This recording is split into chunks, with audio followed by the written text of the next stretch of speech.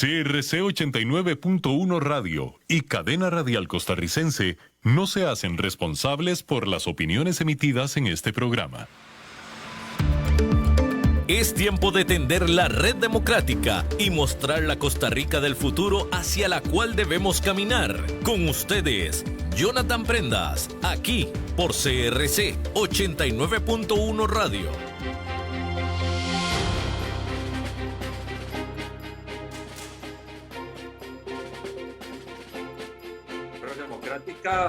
Bienvenidos a un nuevo programa que siempre se está realizando con la mayor responsabilidad del caso, gracias a la casa que nos alberga, la 89.1 FM, y por supuesto las plataformas digitales, @CRC 89.1 Radio, @Jonathan Prendas, y las plataformas de Red Democrática en YouTube y también en Facebook. Siempre disponibles con las mejores voces, la mesa de producción siempre planificando una semana llena de información para que ustedes puedan tener los insumos oportunos donde quiera que se encuentre, en la casa, en el carro, en el trabajo, corriendo, donde usted quiera estar. Gracias por ser parte de la familia de Red Democrática. El día de hoy tenemos a un invitado que ya ha estado con nosotros, es un invitado amigo de la casa, analista político, y que con su olfato y su lectura nos pueden ayudar a entender muchas cosas que están pasando y que hoy particularmente suceden en la arena política nacional. Don Sergio Araya y Alvarado. ¿Cómo me le va, don Sergio? Buenos días, Jonathan. Buenos días a todas las personas que nos están escuchando en vivo a través de las distintas plataformas. Desearle a usted y a la amable audiencia de esas distintas plataformas un feliz año, porque en realidad, aunque ya estamos en febrero, como nos estamos realmente identificando por primera vez, pues entonces en este año desearles de verdad un venturoso 2025 y que esté lleno de grandes realizaciones para cada una de las personas en lo personal y en sus diferentes ámbitos. Y yo pues también atendiendo la consulta de inmediata, bien, tranquilo, también iniciando con muchos proyectos, con muchas expectativas. Para los que somos politólogos, este es un año realmente interesante, cada 4 años, porque si bien la gente generalmente asocia lo electoral, lo político electoral, con el día en que somos convocados a las urnas, la verdad es que si lo comparásemos con una fiesta, para llegar a esa fiesta de gala hay que tener muchos preparativos y muchas cosas que no se hacen de un día para otro. Y literalmente ya estamos en esos preparativos que arrancaron a finales del año pasado, diría yo, cuando el Tribunal Supremo de Elecciones, en el ejercicio de su función, de esa competencia que lo caracteriza, esa eficiencia que lo ha caracterizado, emitió el cronograma electoral de este año, donde prácticamente ha venido definiéndose una serie de fechas clave, de fechas límite, que todos los partidos políticos, medios de comunicación, eh, ciudadanía en general, inclusive aparatos del Estado, tienen que contemplar al momento de alinear toda su línea de trabajo en función, reitero, de ese día que ya vamos a estar a menos de un año. Ya hoy es 4 y la elección va a ser el 1 de febrero del próximo año, donde las y los costarricenses, pues una vez más, seremos convocados a cumplir una de las decisiones político-electoral cívica más importante que tenemos, no la única, claro, pero sí muy importante, de con nuestro voto generar la voluntad política suficiente para generar las autoridades que finalmente vayan a tomar las riendas del Ejecutivo y del Legislativo por los siguientes 4 años a partir de mayo del próximo año. Sergio, ese contexto que estás planteando nos lleva a un sinfín de preguntas, desde si la democracia está lo suficientemente fuerte, entendiendo democracia como en varios ámbitos, el entender cívico-social, el interés institucional también, si los partidos políticos se han fortalecido o si siguen en franco desgaste ante el electorado. Es decir, el concepto de año electoral, fiesta electoral, nos lleva a poner las barbas en remojo en múltiples temas. ¿Cómo ves el ambiente general y para ir puntualizando la fortaleza o no de los partidos políticos para enfrentar este crucial año? Sí, es muy interesante. Podemos ver, y me parece muy atinada la forma en que lo está planteando Jonathan. eh, este proceso o esta actividad, esta fiesta de gala que decía yo, involucra a diferentes actores, a diferentes componentes, cada uno con un rol específico, igualmente importante uno que otro. Y bueno, uno de los, para mí el más importante, indiscutiblemente, lo ejercemos las y los ciudadanos, o sea, los que estamos facultados a emitir ese voto. Somos, digamos, ese protagonista de esta actividad. Es uno de los pocos momentos en los que tenemos chance, por decirlo así, de conectarnos con la dinámica política de todos los días e influir en ella a través del ejercicio del sufragio. Pero hay otros actores no menos importantes. Uno de ellos, pues, los partidos políticos, como bien lo señalas. Tenemos que recordar que Costa Rica desde siempre tomó, bueno, desde por lo menos el 49 a la fecha, que es nuestra constitución actual, y ya desde antes, pero digamos que para centrarnos en la constitución que nos rige al día de hoy, tomó la decisión de transferirle a los partidos políticos el monopolio de la representación política. Eso es muy importante. Eso significa que si una persona desea ocupar un cargo de elección popular, ya sea a nivel nacional o a nivel municipal, sí o sí tiene que hacerlo a través de un partido político. ¿Por qué? Porque, bueno, en la sana teoría, los partidos políticos son esas instituciones creadas con el objetivo de articular voluntades ciudadanas, de construir propuestas programáticas que de alguna forma, a través de las cuales se represente efectivamente a segmentos de la sociedad. Y que cuando se llegan sus representantes a esos cargos de toma de decisiones, entren en una suerte de diálogo constructivo, debate, si lo queremos ver igual, con otros pares de otras fuerzas políticas, reitero, teóricamente representantes también de otros segmentos de la sociedad, con otras visiones de mundo, y en un ejercicio plural puedan generar lo que llamaríamos una síntesis, que es lo que finalmente generarían o las políticas públicas, o los acuerdos legislativos, o las grandes posiciones políticas de la sociedad. ¿Por qué los partidos políticos? Bueno, porque de alguna forma... Pequeña pausa, un pequeño paréntesis. Vamos Sí, hasta cabina para una última hora, don Eduardo. claro. Última hora. Última hora en Noticias CRC 89.1 Radio. ¿Qué tal? Muy buenos días. A esta hora interrumpimos la programación de CRC 89.1 Radio y el programa Red Democrática para dar a conocer una noticia que surge en este momento desde el organismo de investigación judicial. Hace escasos 2 minutos, el OIJ, a través de su departamento de prensa, confirma el lamentable deceso de Heiner Zamora, subjefe de la Delegación Regional de Pocosí y Guásimo, quien, recordemos, el viernes anterior, el 31 de enero por la noche, recibió un ataque a balazos. Después de eso, desde el sábado permaneció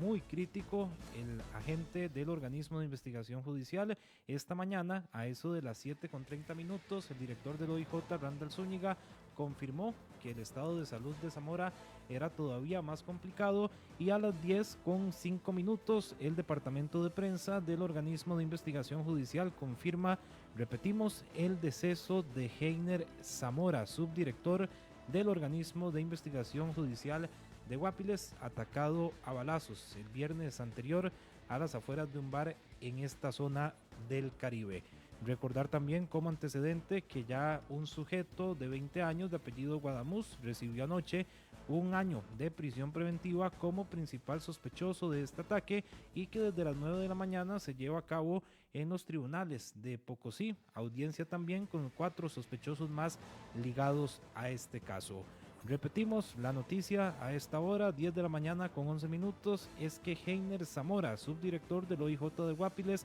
falleció hace pocos minutos, información confirmada por el organismo de investigación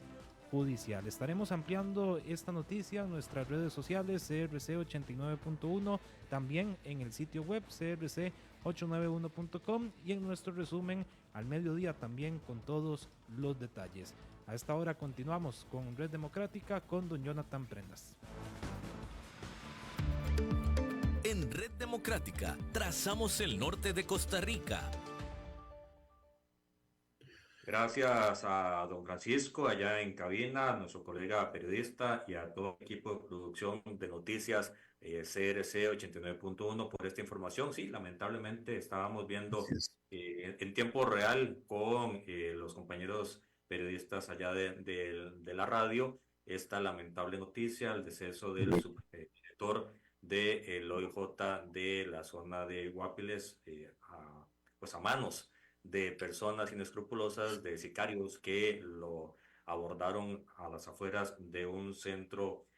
social allá en la zona de Guapiles y pues acabaron con la vida. Es parte de los condimentos muy sensibles, Sergio, que este año va a tener la agenda política. No va a ser una campaña tradicional, no va a ser una campaña ordinaria. Llevamos ya 3 años con índices muy altos de delictividad en el mes de enero y ya cruzaron la línea y están acabando con la vida de policías, de fiscales,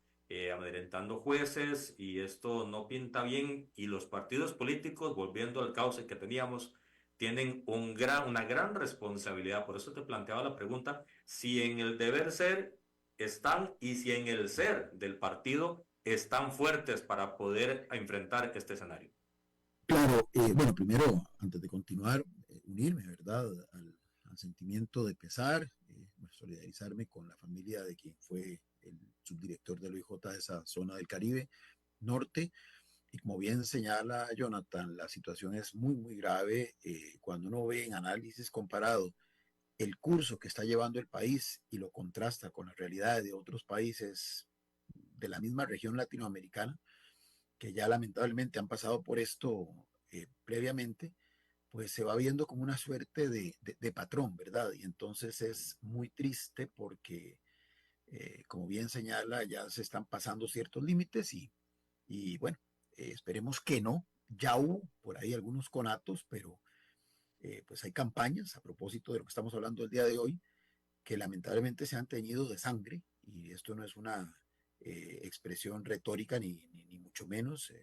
jamás un género literario con algo tan serio. Se han teñido literalmente de sangre, pues muchos candidatas a diferentes cargos de elección popular también lamentablemente han fallecido a manos del crimen organizado en esos distintos países, en distintas regiones. Entonces, decía que en la municipal de hace 2 años ya hubo un primer intento, por lo menos así planteado por algún aspirante a una alcaldía de un cantón del Pacífico Central, que recuerdo públicamente denunció haber sido como mínimo amenazado, ¿verdad? Entonces, esto pues significa que nosotros tristemente no estamos exentos de estas situaciones, y como bien plantea Jonathan, la verdad es que por esta y por otras aristas, que las vamos a ir viendo tal vez si el tiempo nos alcanza, esta es una campaña realmente muy compleja, o este proceso en general que ya arrancó es muy, muy complejo. Pero volviendo al tema, para terminar rápidamente esa introducción de los partidos, de su deber ser, los partidos se crean entonces con ese propósito justamente, y de tener esa sensibilidad de entender cuál es el entorno y de tratar a la luz de algún conjunto de postulados, construir esas propuestas que de alguna forma integren el sentir de algunos segmentos de la sociedad que, indistintamente de que entre sí puedan competir o puedan tener agendas contradictorias, coinciden, convergen en una visión doctrinaria específica. Entonces, podríamos hablar así a grandes rasgos, y con eso termino esta parte, de sectores del empresariado, de los sectores sociales, laborales, que sean, digamos, de una visión, por decir algo, social cristiana, otros de una visión socialdemócrata, otros de una visión más de izquierda o más de centro izquierda, otros de una visión más de centro derecha o más de derecha, que más allá de que también sean estamentos pluralistas sectorialmente hablando, tienen ese elemento común y esto le permite a ese partido político, a cada uno en su respectiva visión doctrinaria, generar esa suerte de articulación, esa suerte de integración de posturas, ese ensamblaje de una propuesta programática más o menos coherente, ¿verdad? Condimentada por esa visión doctrinaria y reitero, ya en el ejercicio de la función pública, ponerla a discutir, en el buen sentido de la palabra, con las propuestas de otras corrientes doctrinarias que a su vez recogen sentires de esos distintos sectores. Y así es como se iría construyendo las políticas públicas, los acuerdos legislativos, las posiciones políticas en el marco de un modelo democrático, pluralista, representativo, además, reitero, fundamentado en la figura del partido político. Ese es el deber ser. Ese es el deber. Por eso es que los partidos políticos no deberían de ser maquinarias electorales, sino que deberían de estar permanentemente activos. Y en ese contexto es que se justifica algo que se critica muy fuertemente, especialmente de parte de ciertos sectores de la población, la financiación pública, es decir, la posibilidad de que el Estado como un todo, la sociedad como un todo, a través de sus impuestos, contribuya en parte, no totalmente, en el caso costarricense tenemos un modelo mixto, en parte al sostenimiento así, de este sistema de partidos que teóricamente, reitero, juegan un pilar fundamental para lo electoral, pero en general para toda la dinámica democrática cotidiana. Ahora bien, ¿cuál es el ser? El ser es que a lo largo ya de muchos años, los partidos políticos se han ido desdibujando, los partidos políticos se han ido desnaturalizando, es decir, han perdido mucho de su naturaleza, de la razón del por qué fueron creados y del por qué se les dio ese privilegio de ser el monopolio de la representación política. Y en la práctica, lo que hemos sido, lamentablemente, y perdón el uso de ese juicio de valor, advertido es que los partidos, a pesar de que siguen existiendo jurídicamente hablando, y de hecho, si usted revisa el registro de partidos del Tribunal Supremo de Elecciones, cada vez hay más, tanto creados como en proceso de gestación, pero muchos de ellos, no voy a decir todos, pero sí muchos de ellos, devienen en cascarones jurídicos vacíos literalmente, que lo que sirven es para algo que se ha ido acentuando en los últimos tiempos, que es generar un elemento de transacción con algunos liderazgos individuales que justamente ante la obligatoriedad de poder canalizar ese liderazgo a través de un partido político, entran en una suerte de negociación con los representantes legales de esos cascarones jurídicos y entonces se genera lo que hemos estado llamando la presencia de partidos taxi, de partidos vapor, le llaman en otros países, inclusive, que son estructuras que no tienen realmente nada de lo que dije hace un rato, sino que son eso, una plataforma que está ahí lista para ser utilizada por aquellos con los que el titular o representante legal de esa plataforma entre en una efectiva negociación. Y ya hemos tenido algunos casos exitosos del uso de un partido taxi, digo exitoso en el sentido de que le ha permitido a quienes lo han usado cumplir sus objetivos políticos, y para no ir muy lejos, el mejor ejemplo es el actual presidente de la República, que nunca perteneció realmente al Partido Progreso Social Democrático, que inclusive, y eso es parte de lo que se está discutiendo con todo este informe que trascendió a la prensa, que emitió el Tribunal Supremo, la dirección de la unidad que registra, que analiza el tema del financiamiento dentro del registro de partidos políticos del Tribunal Supremo de Elecciones, que bueno, lo había secuestrado la Fiscalía General y que bueno, ya trascendió a través de los distintos medios, pero todo el tema este famoso de la estructura paralela se da, de financiamiento aparente, se da porque en ese lapso del 2021, tanto el hoy presidente como quienes lo estaban impulsando, estaban en paralelo a la presencia de ese fideicomiso, así literalmente también buscando un partido político desde el cual postularse. Inclusive por varios meses tuvieron conversaciones con varias fuerzas políticas, recuerdo con el Republicano Social Cristiano, que en ese momento tenía presencia legislativa. Recuerdo también que en algún momento se habló de una coalición de partidos, dentro de los cuales uno era el Progreso Social Democrático, como esa plataforma justamente para no estar vinculado completamente a un partido en específico. Sin embargo, por circunstancias que, bueno, yo desconozco, 3 de esos 4 partidos que iban a generar esa coalición decidieron apartarse y al final lo que quedó fue que el Partido Progreso Social Democrático, en ese momento liderado por la hoy diputada Luz María Alpizar, que era la y que sigue siendo la presidenta de esa agrupación, bueno, hizo, como decía yo, una negociación, una transacción con el señor Chávez, con sus colaboradores más inmediatos, y bueno, el partido se convirtió en la plataforma, en el taxi, a través del cual no solamente don Rodrigo Chávez gana la elección en segunda ronda para el Poder Ejecutivo, sino que además varios de los que estaban acompañándole en este proceso terminan resultando electos diputadas y diputados de la República. Entonces, la idea de esos partidos taxi, que inclusive doña Pilar Cisneros, hoy vocera del oficialismo, lo dice sin ningún tipo de desparpajo, se ha ido consolidando. Doña Pilar decía que para el 2026, lo que podríamos llamar el movimiento oficialista de continuidad al actual gobierno, a diferencia del pasado, ni siquiera a estas alturas del proceso electoral, a menos de un año de las elecciones, tiene un partido fijo. Es decir, están, y lo dicen diferentes medios, así que esto no es nada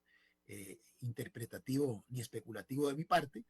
ella lo dice abiertamente, están analizando, bueno, ya dice 5, 6, 7, a veces varía el número, pero el tema es que analiza distintas alternativas que básicamente cumplirían el mismo rol que cumplió Progreso Social Democrático en la elección anterior, o sea, un partido taxi.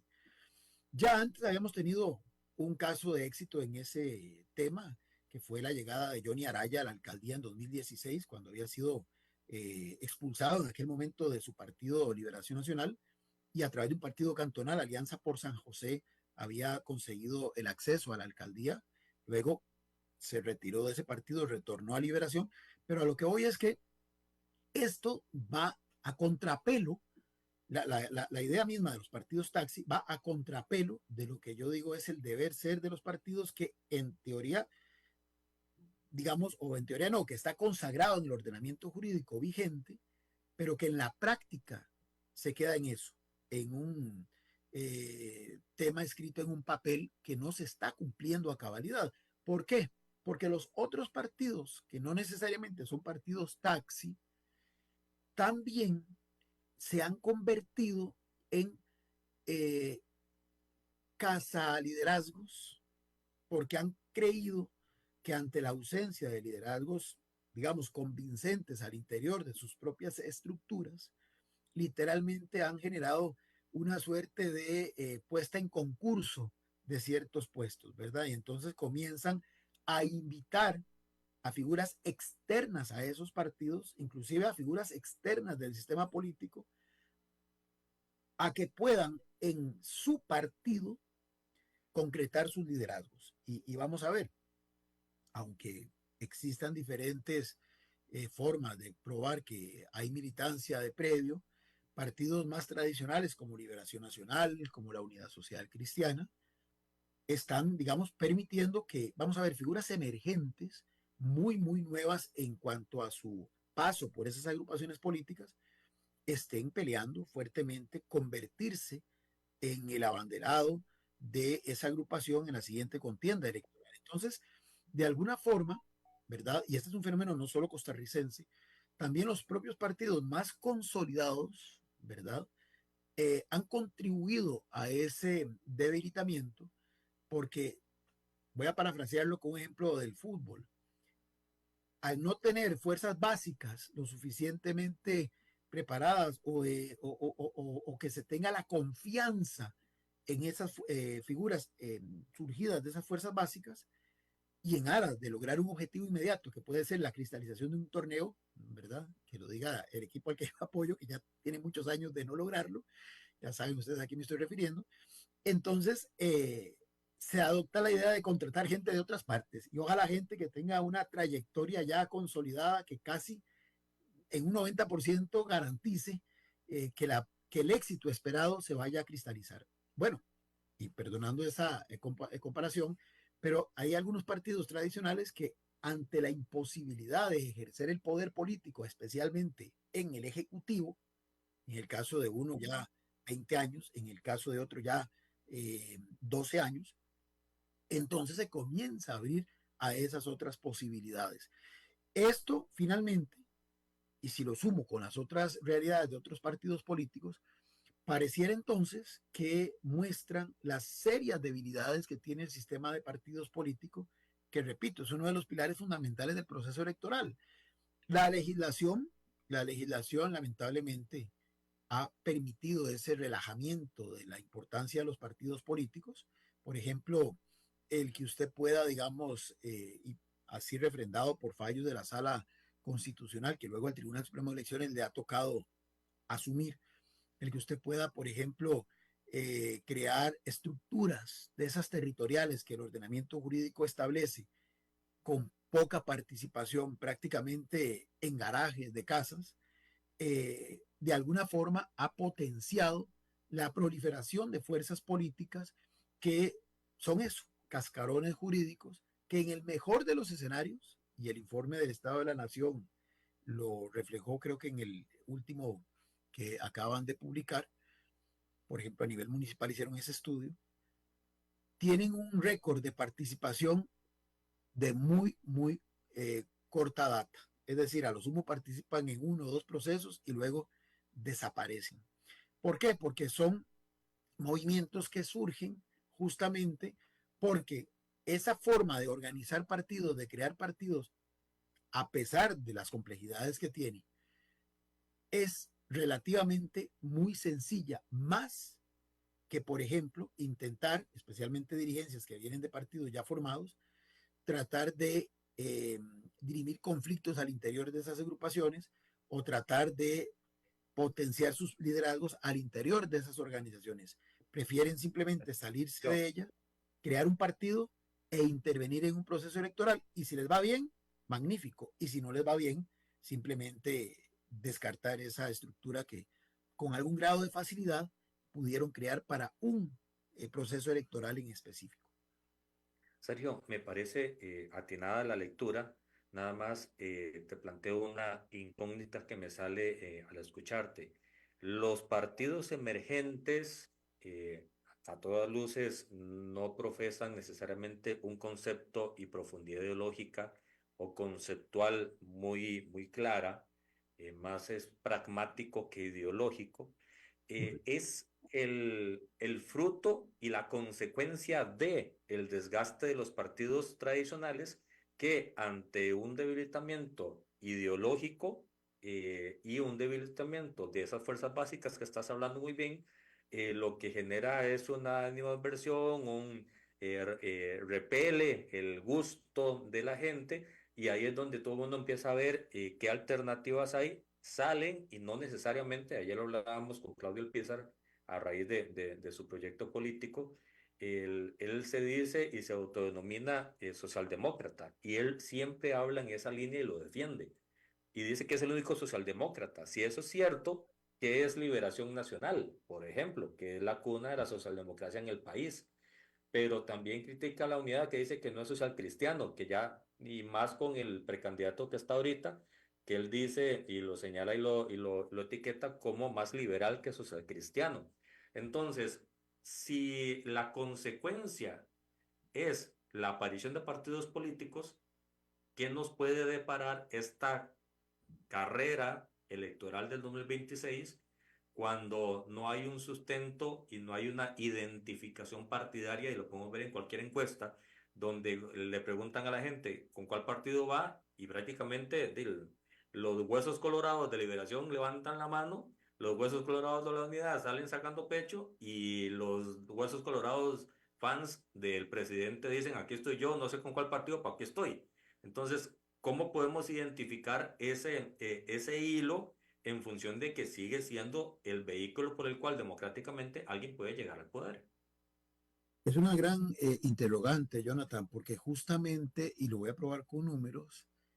en este caso específico, la mayor cantidad de partidos no ha garantizado, como bien lo ha planteado, una mayor participación de la ciudadanía, el otro actor que mencioné al principio. Al contrario, Sí. al contrario, así muy rápido, 2022 hasta hoy, porque creemos que para el 2026 van a haber más, pero hubo 25 partidos políticos, formalmente hablando, 25 aspirantes a la presidencia de la República en términos reales. Y sin embargo, 19 de ellos, 19 de ellos, no alcanzaron ni el 1% de los votos válidamente emitidos. Pero adicional Ni a ello, diputados. y ni qué decir, mucho menos alcanzar curules. Más bien, la cantidad de partidos se redujo del periodo inmediatamente anterior al actual. Pero adicionalmente a ello, el abstencionismo, es decir, el del todo no acudir a las urnas por parte de la ciudadanía, se incrementó y en promedio obtuvo uno de los porcentajes más altos de los últimos 50 años, porque fue alrededor de un 42, 43% en promedio, ¿verdad? Estamos claros de que si lo desagrega por regiones, la cosa puede variar, pero en promedio fue un 42%. Y en la segunda ronda, pues también un porcentaje alto. Pero refiriéndome a la primera ronda, donde hubo esa gama tan amplia de posibilidades de escoger, entonces más bien la gente no va a las urnas. ¿Qué significa eso? ¿Qué lectura uno puede hacer de esto? Bueno, que esas ofertas no generaron ninguna empatía, ninguna conexión con el electorado o con un buen segmento del electorado, que más bien, y eso lo estudió en algún momento el CIEP en el 2021, más bien esa proliferación de fuerzas políticas generaba en algunos sectores de la sociedad angustia, ansiedad, molestia, y que de alguna forma condujo a la inacción, que en este caso significa no ir a las urnas. Es decir, saturamos el mercado, por decirlo así, electoral, de tal forma que más bien boicoteamos la dinámica de ese mercado electoral, porque un grueso de la población, de los potenciales usuarios de esa oferta, convertidos en electores y votantes, o convertidos en electores, perdón, no llegaron a ser votantes, es decir, no emitieron el sufragio. Entonces, ¿qué es lo que me hace ver esto? Cuando ya usted comienza a desagregar justamente esa falta de visión doctrinaria, ¿verdad? Esta proliferación de fuerzas políticas que son más fruto muchas veces, con sus excepciones, porque siempre las hay, pero son fruto muchas veces de disputas al interior de las élites ya preexistentes, es decir, de los que ya forman parte de partidos preexistentes, finalmente siguen siendo dinámicas que se desarrollan muy ajenas al grueso de la población, que básicamente sigue pensando en sus cosas inmediatas, buscando soluciones que esos grupos no le dan. Pero, ok, si esos grupos no están representando a ese grueso de la población, o por lo menos ese grueso de la población que las urnas en 2022 no se sintió representada en esa oferta, ¿por qué está esa oferta? Bueno, probablemente porque algunos son muy testarudos y creen de verdad tener una posibilidad de representar a alguien, probablemente, y creo que ese 0, menos del 1% que obtuvieron muchos de ellos es un clarísimo indicador en esa dirección, pero también es porque en algunos casos, aquellos que sí tuvieron un poquito de oportunidad de arrastrar apoyo lo suficiente para ser competitivos, más, y aquí es la parte más delicada de esta ecuación, más que representar lo que yo decía al principio en aquel deber ser que caractericé a diferentes sectores con sus agendas específicas muy legítimas, pero subordinadas esas agendas a un proyecto común, de alguna forma construido mediante esa visión doctrinaria que todos esos sectores, más allá de sus diferencias específicas, comparten. En vez de eso, lo que estamos es observando grupos con algunos intereses corporativos muy específicos, que además si tienen el peso económico suficiente para que esas opciones puedan de alguna forma dar ese brinco y obtener el apoyo mínimo, porque ese es el otro tema, el apoyo mínimo, pero suficiente para ser competitivos, y por competitivos quiero decir que de verdad tienen acceso a los puestos a los que están aspirando. ¿Por qué digo que pequeño pero suficiente? Porque también una realidad que nos enseñó el 2022, que nos han enseñado procesos anteriores a ese también, es que cada vez estamos observando más lo que yo llamo una competencia de minorías electorales. Ya no hay aquellas mayorías a tal extremo que, por ejemplo, los últimos 3 procesos electorales para escoger presidente se han tenido que ir a segunda ronda porque no hemos logrado o no han logrado los que han competido en ellos alcanzar el umbral del 40% o más de los votos válidamente emitidos, que es el piso necesario para usted resultar electa en primera ronda. Y adicional a eso, vamos viendo cómo, por ejemplo, partidos tradicionales como Liberación Nacional, que si bien es cierto, con la figura de Figueres Olsen, subió un poquito de caudal en comparación a lo que había registrado en el 2018, pero no se compara, si lo queremos ver en esos términos, ni siquiera con el rendimiento que tuvo el propio Figueres Olsen en 1994 cuando ganó la presidencia en primera ronda. Entonces, vamos a ver, lo que se están dando son duelos de minorías, ¿verdad? Y que hoy lo que está provocando, por lo menos eso es lo que hemos observado en los últimos 3 procesos que se han desarrollado, es que aquí de lo que se trata es de usted lograr una de las 2 minorías lo suficientemente amplias como para quedar sembrado en esa segunda ronda. Y ya la segunda ronda, hemos visto, tiene una dinámica muy propia, muy singular, donde ahí sí, al haber solo 2 opciones, y también con un alto porcentaje de abstencionismo, pero ya se mueven otros intereses, se mueven otras circunstancias, opera bajo otras lógicas, y bueno, ya finalmente ahí se da un resultado que permite a alguien llegar a la presidencia, legítima y legalmente, porque afortunadamente este es un país donde la democracia se sigue respetando, pero que es una legitimidad de inicio que realmente es pequeña, que luego, bueno, ya podríamos ir viendo, cada presidente ha entendido que eso es así, y bueno, algunos pudieron, como en el caso del actual, ampliar, según los estudios de opinión, ese respaldo, porque hoy aparentemente tiene más respaldo que el que obtuvo en las urnas, otros nunca lo lograron, pero bueno,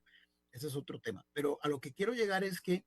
estamos entonces en un escenario bastante complicado. Vea qué paradójico. Más partidos políticos, menos participación de la ciudadanía,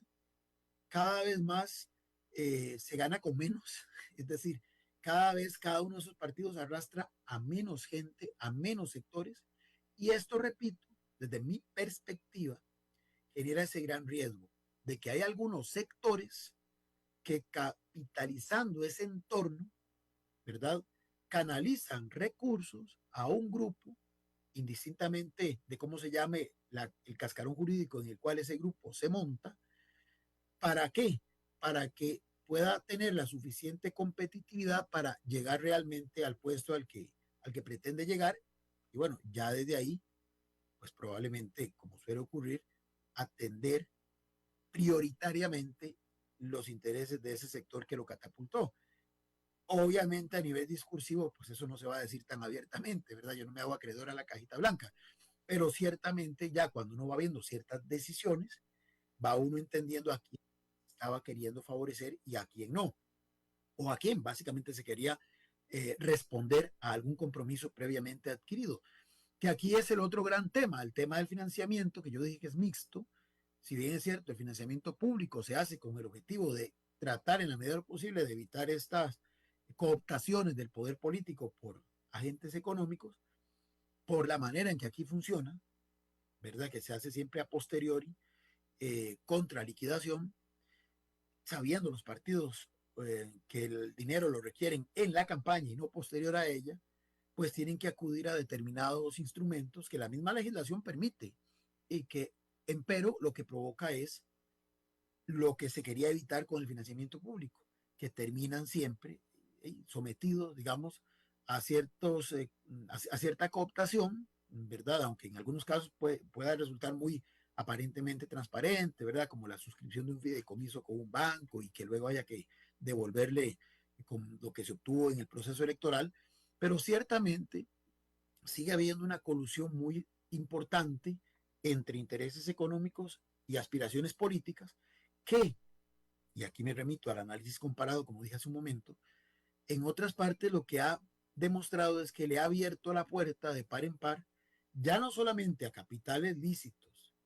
que evidentemente con esto quieren tener una influencia en los tomadores de decisión de los poderes públicos, sino, y lo más grave, a capitales de dudosa procedencia y que, bueno, está claro, en el caso de América Latina, no es gratuita que esa sea una de las principales, de los principales temas de agenda de la visita del secretario de Estado a la región, provienen básicamente del narcotráfico y más ampliamente de lo que se llama el crimen organizado transnacional. Entonces, es muy delicado porque usted, de alguna forma, por el modelo como está funcionando, por esa debilidad de los partidos, que por ejemplo no tienen donantes, contribuyentes lo suficientemente robustos como para que se pueda decir, obtenemos eh,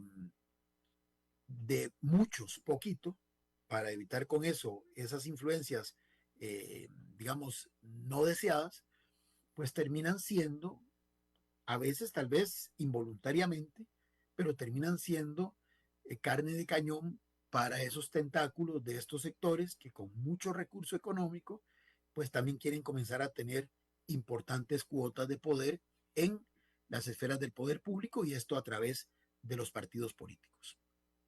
Sergio, este desenlace del análisis que estás haciendo,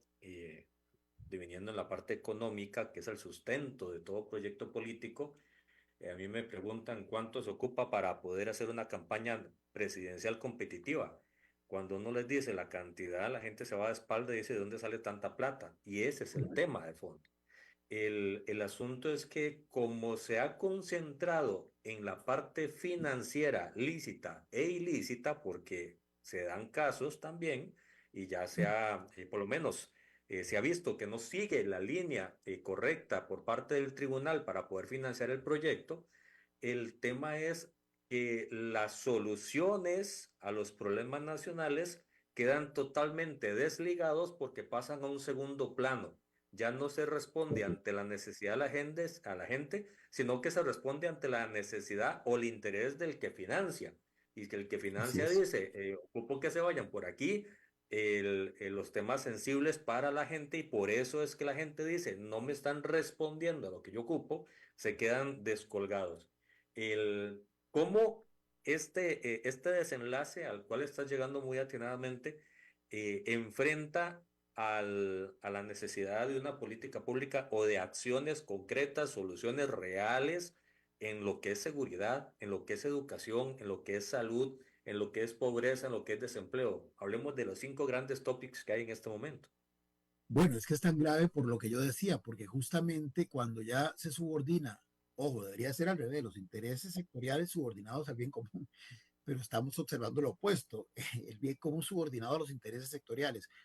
Entonces eso de alguna forma impacta la naturaleza, el alcance de las decisiones de estos tomadores, valga la redundancia, de decisiones en el ámbito de lo público. Por ejemplo, y aquí no quiero, digamos, entrar a plantear cosas sin ningún fundamento para no ser irresponsable, pero por ejemplo, cuando usted en el tema de seguridad, que es hoy el tema que más le preocupa a la gente, según así lo hacen ver los estudios de opinión, y además acabamos lamentablemente de dar esa nota del extinto subdirector del OIJ de la zona Caribe Norte, cuando usted ve que hay tantísima inseguridad, violencia, cuando prácticamente se ha tomado, digamos, el control de algunos territorios por parte de diferentes células de esto que llaman crimen organizado, pero por el otro lado, ¿verdad? Usted ve tanto desorden, y aquí hablo así, desorden en lo que es esa necesaria articulación que tendría que haber entre los llamados a enfrentar este flagelo, entiéndase los supremos poderes, y usted ve que lo que hay son más bien dimes y diretes y confrontaciones y descalificaciones. Hay un viejo adagio que dice en río revuelto ganancia de pescadores, es decir, mientras más los tomadores de decisión se distraigan en esas discusiones estériles, en si se va a inyectar o no se va a inyectar más dinero a determinada organización, en descalificar a la persona que dirige una de las tantas entidades que está involucrada en este tema, cuando no se generan, por mucho que se intentan, espacios de negociación lo suficientemente efectivos como para llegar a acuerdos que luego todas las partes cumplan o estén dispuestas a asumir, y mientras tanto esto continúa su ascenso, es que ni siquiera, voy a plantearlo así, ni siquiera es indispensable tener, y que lamentablemente según algunos indicios sí ya se está dando, aclaro, pero ni siquiera sería necesario tener infiltrados los supremos poderes y los entes con gente afín a los intereses del crimen organizado. Es que ni siquiera sería necesario. ¿Por qué? Porque con la sola inoperancia que generan estas confrontaciones y estas discusiones estériles, aún involuntariamente, quisiera creerlo, involuntariamente, se le hace el flaco favor, se le favorece los intereses de estos sectores. Eso en seguridad. Veamos el caso de educación. Cuando usted ve que, más allá del tema del FES, que tiene su propia complejidad, pero vemos que hay, por diferentes argumentos, siempre muchos esgrimidos de una u otra forma con criterios técnicos, pero hay un debilitamiento de la inyección de financiación pública al sistema educativo en sus diferentes aristas. Y por otro lado, va proliferando todo un ecosistema de educación privado. Uno dice, bueno, esto puede que otra vez sea por falta de visión, por esa, digamos, dificultad para la gestión, por esa sensibilidad tan exagerada que hay hoy a nivel de epidermis en algunos actores. Y quisiera creer que es solamente eso, y no que voluntariamente hay toda una disposición a retrasar, a dejar descolgado la dimensión pública de la educación para favorecer justamente a la dimensión privada. Es decir, ahí vamos viendo en otro de los ejes centrales cómo toda esta situación de alguna forma se ve atravesada. El tema de la infraestructura, el transporte intermodal. Cuando usted ve que, y yo no voy a hablar aquí de si el proyecto de la anterior administración era el correcto o no, pero cuando todos coinciden en que el sistema de transporte vigente está colapsado, ¿verdad? Cuando usted ve que para desplazarse de un sitio a otro en radios de acción relativamente cortos, usted invierte una cantidad de tiempo impresionante y además genera una huella de carbono elevadísima. Y a pesar de eso, no se buscan soluciones integrales y sostenibles en el tiempo, indefectiblemente, y además conecta con el hecho de que concesionarios de transporte público en algunas modalidades, porque así está reportado, han sido principales financistas de algunos proyectos político-partidistas en procesos electorales recientes, usted comienza a decir aquí hay algo que no está funcionando. Es decir, recuerdo que fue en el 2012 y después de una situación muy grave que inclusive generó muertes de algunas personas, y no muertes por atropello, sino muertes de personas que en un momento de gran pérdida de control emocional empuñaron un arma y dispararon a otra persona. Que fruto de eso, de alguna forma, se dio el famoso proyecto de los transportes intersectoriales en la GAM, que hoy entiendo, por lo menos 2 ya no funcionan, y que eso fue el gran cambio, entre comillas, en los últimos 15 años para tratar de entrarle al desafío del transporte interurbano. Bueno, usted dice, aquí las cosas no están, aquí hay algo más que simplemente inoperancia, que simplemente falta de visión, porque además, y con la cooperación internacional de por medio, cualquier cantidad, ya no solo de diagnósticos para seguridad, para educación, para transporte, para manejo de los recursos, digamos, ambientales y de las diferentes agendas que hay en lo ambiental, la naranja, la café, la azul. Hay suficientes diagnósticos, pero más que diagnósticos, ya hay suficientes proyectos y propuestas. Pero algo pasa que se quedan empantanadas y no pasa nada. Y no pasa nada en cuanto a la propuesta, en cuanto a la solución, Pero no es que no pasa nada en el sentido de que nos quedamos en una situación estática, no. Es que mientras tanto la problemática se va haciendo cada vez más compleja, se va agudizando más. Entonces, ¿qué está ocurriendo? Está ocurriendo que hay un problema de gestión política que yo me atrevería a pensar que en algunos casos puede ser, sí, por tal vez falta de visión de quienes están transitoriamente tomando decisiones y gestionando esos asuntos, pero que tal vez no es solamente eso, sino que hay genuinamente y desgraciadamente eh, circunstancias que no permiten esa toma de decisión, esa voluntad política de simplemente tomar lo que ya está ahí, los proyectos que ya están ahí, e impulsarlos.